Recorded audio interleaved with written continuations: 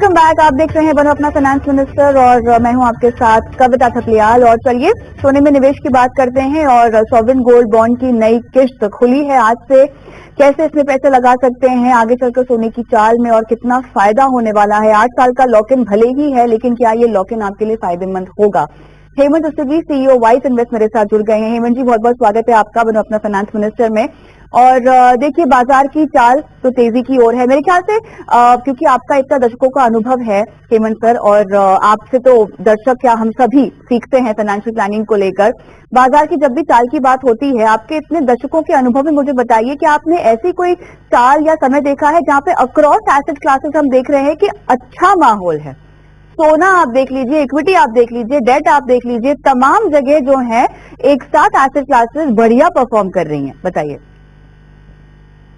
बिल्कुल बिल्कुल सही कहा आपने कविता। ये ऐसी ऐसी सिचुएशन है अभी।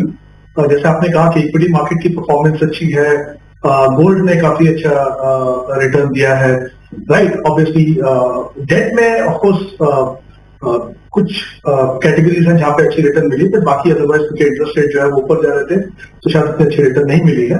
बट हाँ, ये बात सही है कि बहुत ज्यादा ऐसी सिचुएशन देखने को नहीं मिलती है जहाँ पे ऑलमोस्ट सारी की सारी एसेट क्लासेस जो वो अच्छा कर रही है। तो आई थिंक इन्वेस्टर्स के लिए डेफिनेटली ये बहुत ही अच्छा समय है। जिन्होंने अपने रिक्वायरमेंट के हिसाब से, अपने रिस्क प्रोफाइल के हिसाब से जो एसेट एलोकेशन किया है, तो वो डेफिनेटली उसका फायदा में अपने पोर्टफोलियो में देख रहे हैं, क्योंकि इक्विटी ने काफी अच्छा रिटर्न दिया। उसमें भी आई थिंक इंपॉर्टेंट रहता है कि डिफरेंट सेगमेंट में आपने कैसा किया, गोल्ड कितना प्रोपोर्शन है आपका, डेट कितना प्रोपोर्शन है। तो I think good situation for investors right now and hopefully I think ये कंटिन्यू करेगा आगे। अच्छा, अब ऐसे में जो सोने की चाल के बारे में बातचीत हो रही है, ब्याज दरें घटने को लेकर जो माहौल बन रहा है, हालांकि उसमें भी अब एक डिबेट शुरू हो चुका है कि फेड ने शायद जल्दबाजी कर दी है, या जितना वो एंटिसिपेट करना चाह रहे हैं कट को लेकर उतना शायद नहीं तस्वीर उभरती हुई आए। बट वो खैर मामला जो भी हो, घटना अगर शुरू हो गई तो सोने की चाल तो और फर्राटा आगे दौड़ेगी। जी बिल्कुल। आई थिंक कुछ इंपॉर्टेंट फैक्टर्स हैं डेफिनेटली। देखिए, दो इंपॉर्टेंट फैक्टर्स हैं। एक तो जैसा फेड ने ऑलरेडी अनाउंस किया है कि रेट कट होंगे, और जैसा उन्होंने ऑलरेडी कहा है कि 2024 में वो एक्सपेक्ट कर रहे हैं कि 3 रेट कट होंगे। और दूसरी इंपॉर्टेंट एस्पेक्ट है डॉलर इंडेक्स। डॉलर इंडेक्स भी नीचे आया है। तो आई थिंक ये दोनों सिचुएशन जो है वो गोल्ड के लिए अच्छी है। ऑफकोर्स एक दो फैक्टर्स और है, वो देखना पड़ेगा। जैसे आपने बिल्कुल सही कहा कि बात हो रही है कि क्या फेड समय से जल्दी ऐसा कर रहे हैं, क्योंकि एक्सपेक्टेशन थी कि 24 में होगा, बट इशू अभी भी टाइमिंग का है। लेकिन आई थिंक को दिखाई देता है, शायद हमें दिखाई नहीं देता।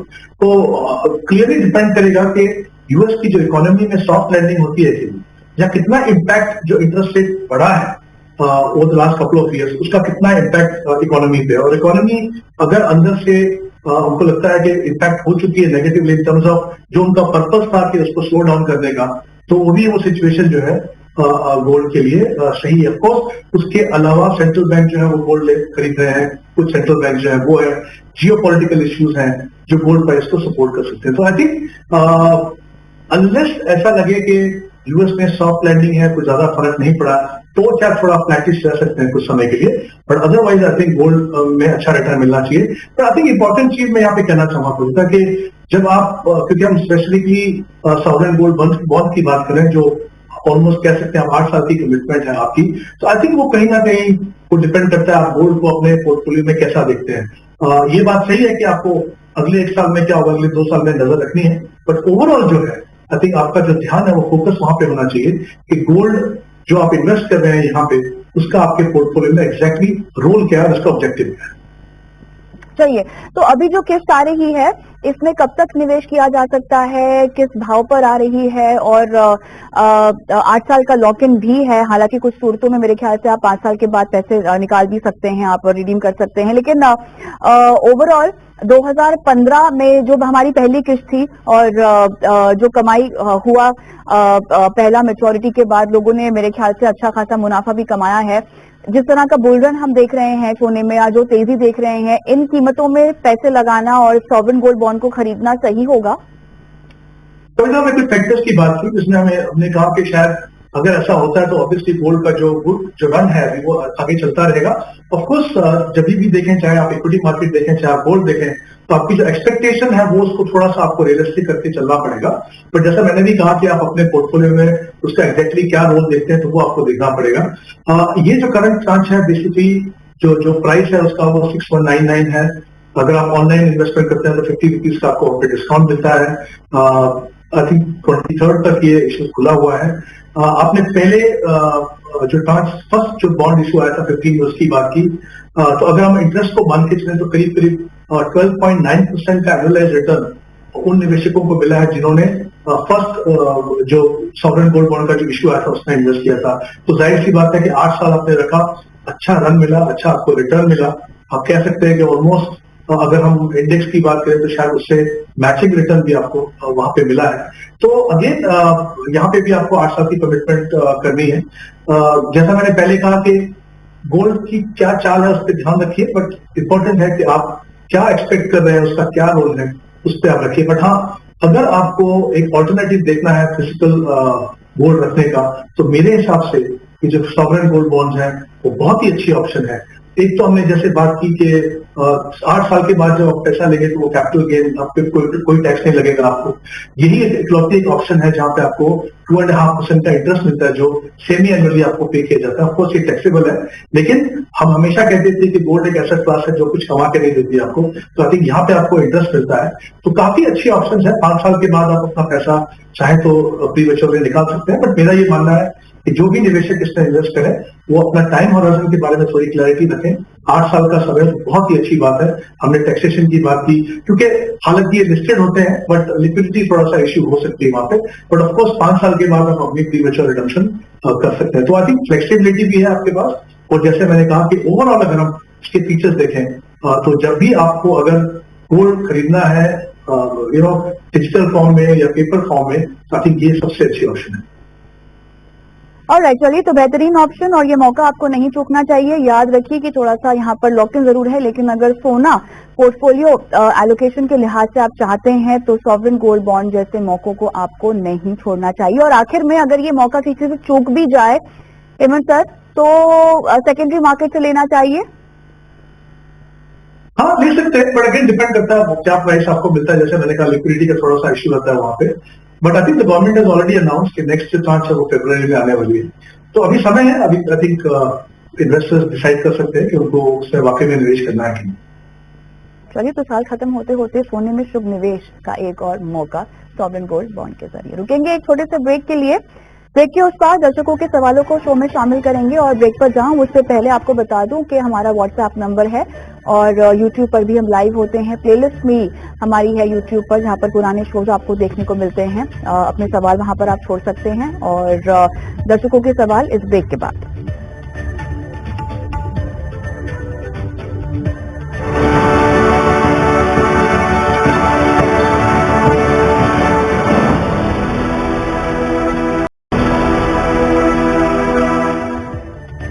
Welcome back. आप देख रहे हैं वन अपना फाइनेंस मिनिस्टर और मैं हूं आपके साथ कविता थपलियाल। और दर्शकों के सवालों के जवाब देने का समय आ गया है।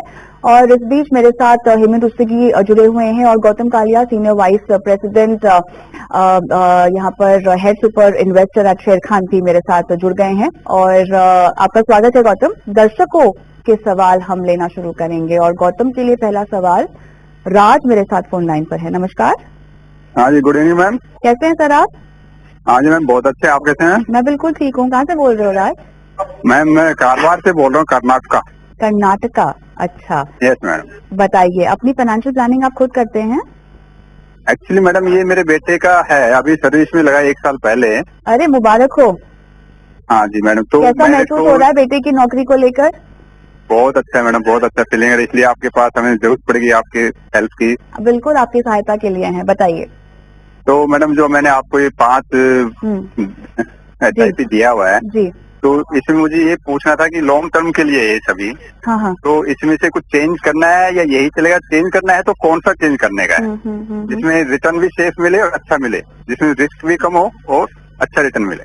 ठीक है। 1 साल से इसमें इन्वेस्ट कर रहे हैं, कब से कर रहे हैं? नो मैडम, वहाँ लास्ट अक्टूबर 22 से कर रहा हूँ मैडम। ओके, ठीक है, और ये आपने खुद रिसर्च करके फंड शामिल किए हैं? यस मैडम, आपके चैनल के थ्रू इसी टाइप से। ठीक है। 30 साल तो बहुत लंबा समय है देखिए, ठीक है, और अभी तो बेटा केवल 24 साल का है ना? तो अब ऐसे में उनके ऊपर बहुत सारी फाइनेंशियल रिस्पॉन्सिबिलिटीज भी आएंगी। तो फिलहाल जो पोर्टफोलियो है उसको क्या किसी लक्ष्य से बांधा हुआ है? घर खरीदना चाहते हैं या कुछ ऐसा फाइनेंशियल गोल है जो आने वाला है कुछ सालों में? नहीं, अभी कोई गोल नहीं आने वाला, उसका 50% इन्वेस्टमेंट के अंदर है मैडम ये। 50% आप कर रहे हैं उनका? Yes ma'am. अच्छा। चलिए, अच्छी बात है, लेकिन मैं चाहती हूँ कि थोड़ी सी जागरूकता अपने बेटे को भी दें, अगर उन्हें नहीं है तो। और बहुत अच्छी बात है कि आपने उनको हैंड होल्डिंग आप उनकी कर रहे हैं, उनको सही राह पर ले जा भी रहे हैं। फिलहाल कोई फाइनेंशियल गोल नहीं है, कोई बात नहीं, आने वाले समय में होगा, जरूर होगा। मैं चाहती हूँ कि उस बारे में भी वो सोचें। बहरहाल गौतम के पास जाऊंगी मैं। गौतम, बताइए। राज जी, आपका सवाल बहुत अच्छा और बहुत अच्छा लगा देख के कि 24 साल की उम्र में कोई ऑलमोस्ट 1 लाख रुपए की एसआईपी कर रहा है, तो बहुत ही अच्छी बात है। और स्पेशली अगर आप 30 साल के लिए करोगे तो बहुत ही अच्छी बात है, क्योंकि पावर ऑफ कंपाउंडिंग जितने समय के लिए रखते हैं उतने आपको नजर में आएगी। तो मैं जैसे आपको एग्जांपल दे सकता हूँ कि अगर आपने ये चीज की और 12% के हिसाब से आपको रिटर्न मिला, तो और आपने कुछ और नहीं किया, तो 30 साल के बाद ये मूल्य 35 करोड़ बन सकता है। तो काफी तब हमें दिखता है वो पावर ऑफ कंपाउंडिंग अगर ज्यादा समय के लिए रखें। तो अभी आपके फंड्स के बारे में आ जाते हैं। फंड्स आपके सारे ठीक हैं, बस आपका ये फ्लेक्सी कैप और ईएलएसएस में बहुत ज्यादा एक्सपोजर है, मिला के कुछ 50% का एक्सपोजर आपका उस स्पेस में है। तो वहां पे आप ऐसे कर सकते हैं कि ये क्वांट फ्लेक्सी कैप फंड जो है उसका आप आधा निकाल सकते हैं। तो आप जो 20,000 डाल रहे हैं वहां पे 10,000 जारी रखिए और 10,000 निकाल के आप मेरे एसेट मिड कैप स्कीम में डाल सकते हैं। तो उससे आपका थोड़ा सा और फ्लेक्सी कैप से हटके थोड़ा मिड कैप में आ जाएगा, जो आपके पोर्टफोलियो में वैसे अलग से नहीं है। तो बस यही मैं बोलूंगा आपको करने के लिए। और जैसे कविता जी ने बोला कि आगे जाके और खर्चे आएंगे, गोल्स आएंगे, ये 30 साल के लिए रखने के लिए आप अगर कोई गोल रखेंगे दिमाग में तो ज्यादा डिसिप्लिन रहेगा, आप फिर वो डटे रहेंगे उस गोल के की तरफ निवेश करते रहेंगे। ज्यादातर हमने देखा है जब गोल नहीं होता है ध्यान में तो फिर वो 2-3 साल के बाद प्लान बदल जाता है। तो ये आप बस ध्यान में रखिए। Alright, all the best. और उम्मीद करते हैं कि जो सलाह आपको दी है वो आप फॉलो करें और थोड़ा सा और मंथन करें कि किस तरह से अपने फाइनेंशियल पोर्टफोलियो को आगे बढ़ाना है। आगे बढ़ते हैं और अगला सवाल, विश्वनाथ जी मेरे साथ फोन लाइन पर है क्या? विश्वनाथ जी, चलिए, शायद इनको हमारी आवाज नहीं आ रही है। हाँ, सुनाई दे रहा है मैडम। सर नमस्कार। नमस्ते मैडम। कैसे हैं आप? फाइन, आप कैसे हो? मैं बिल्कुल ठीक हूँ। आप अपना खुद का बिजनेस कर रहे हैं रिटायर होने के बाद, क्या है आपका बिजनेस? मैं मार्केटिंग करता हूँ। अच्छा। और 5 साल मेरा इनकम है उसमें। अच्छा। और 5 साल के बाद में और 4-5 साल मैं छोड़ना चाहता हूँ मेरा इन्वेस्टमेंट। तो आने वाला 2-3 साल में मैं 50 लाख तक इन्वेस्ट कर सकता हूँ लमसम में। अच्छा। और शिफ्ट भी कर सकता हूँ। Very good sir. आपने जो पोर्टफोलियो बनाया है ये मुझे बताइए, आपने पहले से बना के रखा है कि अभी अभी शुरू किया है? 2 साल से है मैडम। 2 साल से है। हाँ जी। किसी ने आपको बोला नहीं कि आप तो सीनियर सिटीजन हैं तो आप इक्विटी में क्यों पैसे लगा रहे हैं? ये तो बहुत रिस्की होता है, इसमें जोखिम ज्यादा होता है। तो 2-3 साल से कर रहा हूँ, कोरोना काल से। हाँ। तो पोर्टफोलियो बढ़ रहा है तो अच्छी टाइम है तो वही। हाँ, अभी बढ़ रहा है तो कभी कभी जब नीचे डिप होता है तो आपको टेंशन भी होती होगी ना? हो सकता है, बरोबर है। लेकिन आप समझते हैं वैसे इक्विटी बाजार और शेयर मार्केट कैसे कामकाज करते हैं? हाँ, समझता हूँ मैडम। तो फिर आपको ये भी पता होगा कि उतार चढ़ाव तो रहता ही है, लेकिन थोड़ा सा लंबा रखेंगे तो एवरेज आउट हो जाता है। नजरिया लंबा हो तो फिर कोई इतनी दिक्कत नहीं है। म्यूचुअल फंड में इसीलिए तो मैं लॉन्ग रन के लिए म्यूचुअल फंड सोच रहा हूँ। ठीक है, ठीक है, लेकिन फिर भी आपकी रणनीति आपने कैसी अपनाई है और अभी जो इन्वेस्टमेंट है आपका 22 लाख रुपए, 40% आप प्रॉफिट में है इस पूरे साल, आपने जानकारी दी उसके लिए मुबारकबाद। जो आप कन्विक्शन दिखा रहे हैं म्यूचुअल फंड्स की ओर, मेरे ख्याल से वो काबिले तारीफ है। पीपीएफ में हालांकि आपका अभी जो है 20 लाख रुपए आपने डाला हुआ है। 2 साल है मेरा, हाँ जी, टाइम आउट 2 साल है। अच्छा अच्छा, तो उसके बाद में वो सबमिट अप्रोक्सीमेटली अराउंड 25 लाख तो आएगा। देखिए जो आपकी सोच है वो बिल्कुल सही है। 50,000 रुपए आपको 7 से 8 साल के बाद हर महीना चाहिए, है ना? हाँ जी, ठीक है, उसी के लिए मेरा ये जो फंड जो उसी सिलेक्ट के किया लिए हूँ उसमें सिलेक्टेड मिनिमम फंड्स मुझे बताइए। ठीक है, मुझे एक बात बताइए कि ये 50,000 का आपने काउंटिंग किया हुआ है, ये काफी होगा ना?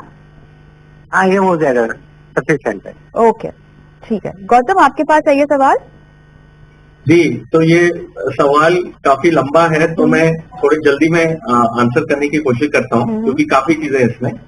तो देखिए, आपके पास आप जो सिप कर रहे हैं वो अगर आपने जारी रखा 5 साल के लिए और 3 साल के लिए और रखा, तो 12% के हिसाब से आपका वो बन जाएगा 18 लाख के आसपास। वो आपके रिटायरमेंट के लिए काम आएगा।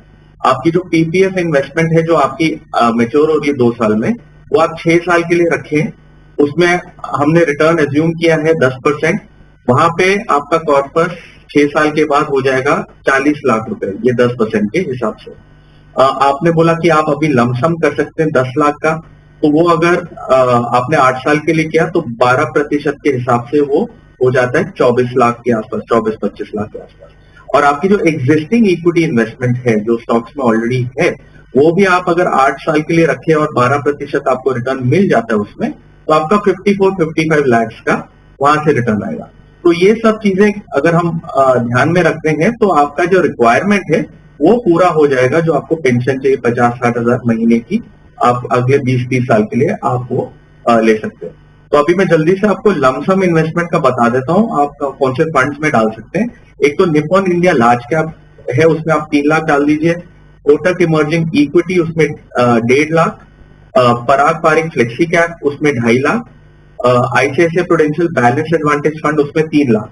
तो ये आपका 10 लाख का मूल्य हो गया। जो आपकी शिप चल रही है उनको हमने रिव्यू किया देखने के लिए कि यहाँ पे कुछ चेंज करना चाहिए कि नहीं। बस 2-3 जगह ही चेंजेस हैं। एक तो डीएसपी मिड कैप में जो आपका 1000 जा रहा है, वो आपका मिड कैप में एक्सपोजर बहुत हो रहा है, 40% के आसपास आप डाल रहे हो। तो वहां से हम बोल रहे हैं कि कोटक ब्लू चिप में डाल दीजिए उसकी जगह, जिससे आपका लार्ज कैप में थोड़ा और बढ़ जाए। Aditya Birla Sun Life small cap, वो भी जो आपका 1000 रुपए जा रहा है वो भी आप शिफ्ट कर दीजिए ICICI prudential balance advantage fund, तो थोड़ा सा और उसमें डिफेंसिव हो जाएगा।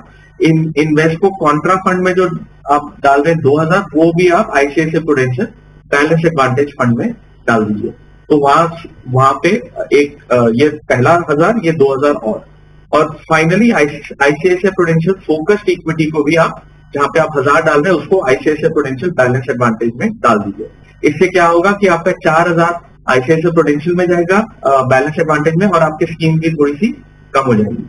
ये रहा आपका सिप के लिए एडवाइस। विश्वनाथ जी, आपको सलाह समझ में आई? है और उन्होंने जो बताया, लेकिन 50,000 से मुझे मिनिमम आई एम एक्सपेक्टिंग 50,000, लेकिन मेरा और थोड़ा इन्वेस्टमेंट है। आई वांटेड टू नो कि फंड कौन सा मेरा लॉन्ग रन में 5 से 10 साल तक मैं यूज कर सकता हूँ, इसीलिए तो मैं फोन किया था। It is okay, I am happy. तो मैं पूछ लेती हूँ 1 सेकेंड। हाँ गौतम, यही फंड ठीक है इनके लिए? हाँ, तो जो मैंने लमसम के लिए आपको बताया निवेश के लिए, आप उसी रेशियो में 10 लाख की जगह 50 लाख डाल सकते हैं, और आप अपने एडवाइजर से हर 6 महीने या 1 साल में रिव्यू कर सकते हैं, क्योंकि फंड्स में भी उतार चढ़ाव चलते रहता है। तो वो एडवाइजर का काम होता है आपको मदद करने का। All the best Vishwanath ji. और शीतल भुजबल हैं जो हेमंत जी से सवाल पूछेंगी। नमस्कार। नमस्कार मैडम, कैसे हैं आप? हाँ ठीक हूँ मैडम, आप कैसे हो? मैं बिल्कुल ठीक। ये आपका पोर्टफोलियो है? हाँ, बहुत बढ़िया, बताइए। मेरे पास मैडम मैं 12 फंड में अभी एसआईपी मेरा शुरू है, 61,000 का। ओके। और मेरा पोर्टफोलियो वैल्यू है 17 लाख का। हाँ। और मंथली एसआईपी मेरी 61,000 जाती है, और मुझे 15 साल में 5 करोड़ का मेरा टारगेट है रिटायरमेंट के लिए। अच्छा, मैम कब से हाँ। कर रही हैं आप इन्वेस्टमेंट? इन्वेस्टमेंट मैं 2019 से कर रही हूँ, ओके, लेकिन 2-3 साल में मैंने SIP बढ़ाई है मैंने। वेरी और गुड, हर साल में 10% तो बढ़ा सकती हूँ। वेरी नाइस, बहुत हाँ। अच्छी बात है। और कुछ बताइए अपने बारे में, आप वर्किंग हैं, कैसे आप अपना डिवाइड करती हैं सेविंग्स और इन्वेस्टमेंट का पूरा अमाउंट, कैसे आप अपना बजटिंग करती हैं? मैडम मैं हाउस वाइफ हूँ। अच्छा। मेरे हस्बैंड जॉब करते हैं। अच्छा। और मैं थोड़ा शेयर मार्केट का भी करती हूँ। Very nice. अभी 2-3 साल से मतलब कुछ आइडिया आया है कि म्यूचुअल फंड में वगैरह इन्वेस्ट वगैरह अच्छा है लॉन्ग टर्म के हिसाब से। और इतना कुछ जानकारी नहीं थी, मुझे जो फंड पसंद आए तो उसमें मैं इन्वेस्ट करती रही। अच्छा, आपका शो देख रही हूँ 6 महीने से, अच्छा, तभी मालूम पड़ा कि इतने मतलब 15-16 SIP नहीं फंड मतलब इन्वेस्ट करना चाहिए, हाँ। मिनिमम 6 या 7 में ही करना इन्वेस्ट चाहिए। करना चाहिए। हाँ, तो चलिए। मैंने कम तो कर दिए। 3 SIP मेरा अभी, 4 SIP मैंने स्टॉप कर दिया है, मतलब 2 गोल्ड का है, हाँ। एक स्मॉल कैप का है, और 12 इसमें मेरा SIP मेरा शुरू है।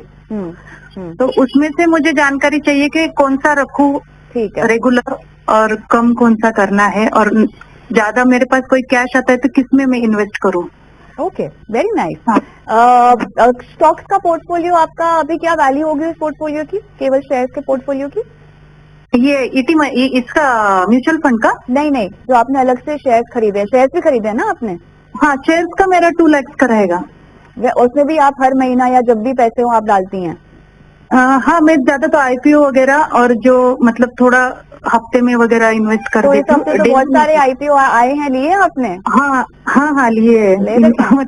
अच्छा। अप्लाई तो करती हूँ, उसमें से लगते हैं नहीं लगते हैं। हाँ, बहुत अच्छा लगा शीतल जी आपसे बात करके। और आप बहुत इंस्पिरेशनल हैं, मेरे ख्याल से आप बहुत उम्दा काम कर रही हैं अपने पोर्टफोलियो को लेकर। हाँ, थोड़ी सी हैंड होल्डिंग की जरूरत है, उसके लिए हम हैं, हमारे एक्सपर्ट्स हैं, लेकिन आप जैसी महिला दर्शक हम चाहते हैं कि हमें लगातार अपने सवाल भेजें। मैं चाहती हूँ कि आप एक महिला हैं, आप एक होम मेकर हैं, और आपने शेयर बाजार को पढ़ना शुरू किया, जानना शुरू किया। जिस तरह से आप स्मॉल कैप और तमाम फंड्स की बात कर रही हैं, लगता है कि आप में जागरूकता है। अपने घर की और महिलाओं को इस तरह से आप जागरूकता दें, ये हम आपसे चाहते हैं और आपसे गुजारिश भी होगी। बहरहाल बहुत समय नहीं लूंगी। हेमंत जी बताइए। आई थिंक कविता, सबसे इम्पोर्टेंट चीज है, जैसे उन्होंने कहा कि जब से उन्होंने इन्वेस्टमेंट शुरू की है उसके बाद से अपनी इन्वेस्टमेंट बढ़ा रहे हैं और अभी भी कमिट कर रहे हैं। जैसे इनका टाइम होराइजन करीब 15 साल का है कि वो 10% अपनी SIP को हर साल बढ़ाएंगे। तो हम हमेशा कहते हैं SIP बहुत अच्छा तरीका है वेल्थ एक्यूमुलेट करने का, लेकिन साथ में इतना ये भी इम्पोर्टेंट है कि अपनी SIP को आप बढ़ाते रहें। तो आई थिंक जैसा आपने बिल्कुल सही कहा, अभी तक इन्होंने जो भी किया है और जो आगे करने की इनकी प्लानिंग है वो बहुत ही अच्छा है। आई थिंक डेफिनेटली काफी दर्शकों को, निवेशकों को इससे सीखना चाहिए और उससे फायदा हो सकता है हमको। तो सबसे पहले मैं इनकी टारगेट की बात करूंगा। उन्होंने कहा इनका टारगेट जो है करीब 5 करोड़ का है।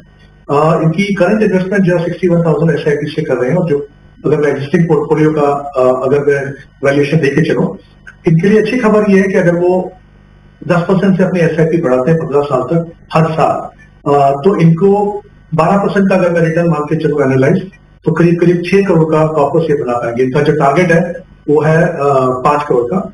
आप उम्मीद कर सकते हैं कि जब आप 4 साल से ऑलरेडी इन्वेस्ट कर रहे हैं, 15 साल और है आपके पास, तो करीब 19-20 साल में आपको रिटर्न इससे भी बेहतर मिल सकते हैं। बट अगर हम 12% भी मान के चले तो आपको 6 करोड़ का वापस बना पाएंगे। आपने बिल्कुल सही आइडेंटिफाई किया है यहाँ पे कि आपके पास फंड थोड़े ज्यादा है, पोर्टफोलियो को कंसोलिडेट करने की जरूरत है। उसमें आई थिंक कुछ एग्जिस्टिंग फंड को आप रख सकते हैं, उसमें आपको थोड़ा इन्वेस्टमेंट बढ़ा सकते हैं वहां पे। तो फॉर एग्जांपल अगर आप शुरुआत से देखें तो ICICI ब्लू चिप है आपके पास, जहां पे आप 10,000 रुपए की SIP कर रहे हैं, उसको आप कंटिन्यू करते रहिए।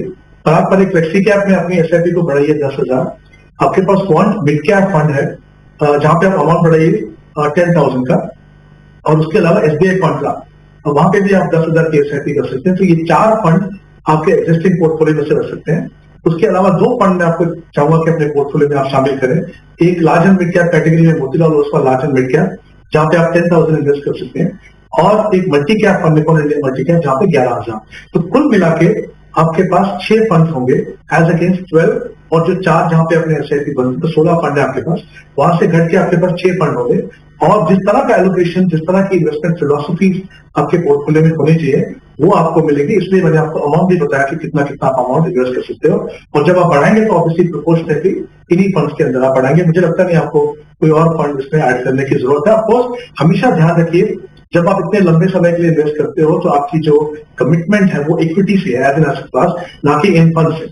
आज ये फंड अच्छे हैं, आज ये फंड अच्छा कर रहे हैं, हो सकता है आगे सालों साल ही अच्छा करते हैं, लेकिन नजर रखिए परफॉर्मेंस के ऊपर। हमारी जो कमिटमेंट है वो इक्विटी से है, हमारी कमिटमेंट जो है वो फंड से नहीं है। लेकिन किसी फंड में बदलाव बहुत जल्दी में भी नहीं करना है, लेकिन उसको समय देना है, लेकिन जब जरूरत पड़े तो डेफिनेटली बदलाव करने के लिए तैयार रहिए। तो आप बिल्कुल ट्रैक पे हैं, अपना जो गोल है आप आराम से अचीव कर पाएंगे, प्रोवाइडेड आप अपनी जो प्रोसेस है उसको अगले 15 साल तक कंटिन्यू करेंगे। आपको कोई सवाल पूछना है हेमंत सर से? हाँ सर, अभी मतलब आपने जो फंड बताए वो तो मैं 2 ऐड कर सकती हूँ, लेकिन जो बाकी जो फंड है उससे मुझे निकलना है क्या?